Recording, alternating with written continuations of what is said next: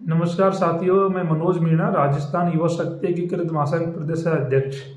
साथियों, लगातार हम प्रयास कर रहे हैं कि बेरोजगारों की समस्याओं का समाधान हो सके। उसके लिए हमें जो भी करना पड़ता है हम करते हैं। दिन रात आप सब युवाओं के लिए संघर्ष कर रहे हैं। लेकिन साथियों, ये राजस्थान सरकार और राजस्थान कर्मचारी चयन बोर्ड और आरपीएससी, इनका जो रवैया है वो बेरोजगारों के प्रति बिल्कुल भी ठीक नहीं है। क्योंकि लगातार जो मेरे बेरोजगार युवाओं की समस्या थी पिछले काफी लंबे समय से, वो आज भी बनी हुई है। पहले हमने प्रयास किया कि कर्मचारी चयन बोर्ड को अध्यक्ष मिले, और साथियों काफी संघर्ष करने के बाद में, काफी धरने प्रदर्शन करने के बाद में आलोक राज जी एक कर्मचारी चयन बोर्ड के नए अध्यक्ष बने। लेकिन साथियों, उसके बावजूद भी बेरोजगारों की जो समस्या है वो ज्यों के त्यों बनी हुई है।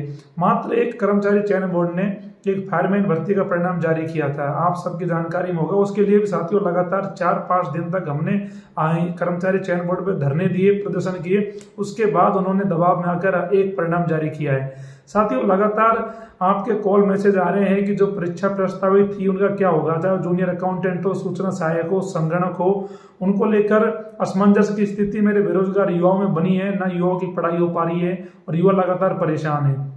साथियों, मैंने आपको जानकारी दी थी, सचिव से मेरी उस समय बात हुई थी। उन्होंने बताया था मेरे को कि हमारे पास में 2 डेट हैं, एक तो 14 अक्टूबर, एक 21 अक्टूबर। तो उनका ऐसा मन था कि हम 14 अक्टूबर को सूचना सहायक की परीक्षा कराएंगे और 21 अक्टूबर को हम जूनियर अकाउंटेंट की परीक्षा कराएंगे। लेकिन साथियों, अभी तक भी बोर्ड ने वो क्लियर नहीं करा है। और साथियों, मैं आपको बता दूं, सीईटी की जो लिस्ट है वो भी अभी बोर्ड जारी नहीं कर पाया है। साथियों, हमें अब उम्मीद है कि जल्द ये जो चीजें हैं इनसे आपको क्लियरिटी मिले। क्योंकि साथियों, लगातार एक लंबे समय से एक ऐसी स्थिति बनी हुई है जिसको लेकर आप बहुत परेशान हो।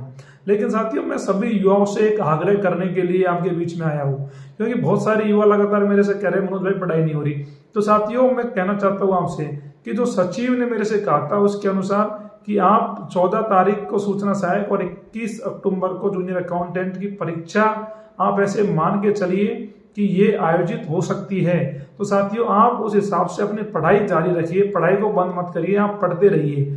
और साथियों, सीईटी की जो लिस्ट है उसको लेकर थोड़ा सा असमंजस बना हुआ है बोर्ड में। खुद बोर्ड कर्मचारी कह रहे हैं कि सीईटी को लेकर थोड़ा सा मसला है, उसका अभी समाधान हमारे से नहीं हो पा रहा है, इस चक्कर में थोड़ा समय लग रहा है। लेकिन साथियों, जो ये भर्तियों का कैलेंडर है वो अगले वीक में शुक्रवार तक साथियों बोर्ड जारी कर देगा। इसको लेकर सचिव ने कहा है कि हम जारी करेंगे अगले वीक में, और चेयरमैन साहब भी कह रहे हैं कि हम जल्दी प्रयास कर रहे हैं। तो साथियों, भर्ती का कैलेंडर अगले वीक में जारी हो जाएगा, और जैसे सीईटी का ये मसला क्लियर होगा, सीईटी की लिस्ट भी आ जाएगी। कई दिक्कतें हैं सीईटी में, वो मैं आपको बताऊंगा। लेकिन साथियों, अभी आप अपनी तैयारी करते रहिए, और जो एग्जाम डेट मैंने बताई है आप इन्हीं को मान के तैयारी करिए। क्योंकि अभी तक बोर्ड भी इन्हीं तारीखों पे विचार कर रहा है। आज भी बोर्ड 2 डेटों के बारे में ही विचार कर रहा है, कह रहा है कि हम करा पाएंगे एग्जाम तो इन्हीं पे होगी। बाकी साथियों, अगले वीक में कैलेंडर डलेगा तो स्थिति क्लियर हो जाएगी। और जैसे ही साथियों, मैं प्रयास करूंगा कि सोमवार के दिन चेयरमैन और सचिव से मिलकर कैसे भी हम प्रयास करेंगे कि सीईटी की लिस्ट भी ये जारी करें। और साथियों, जो ये एग्जामों को लेकर स्थिति बनी है इसको लेकर भी बोर्ड जल्द कैलेंडर जारी करे, परीक्षा तिथि की घोषणा हो, जिससे मेरे युवा साथियों के साथ में न्याय हो सके।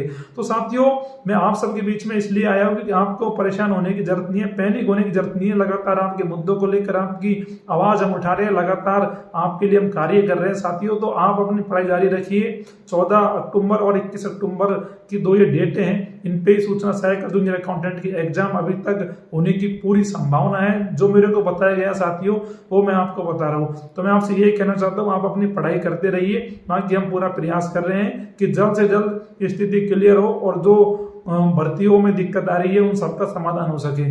धन्यवाद साथियों।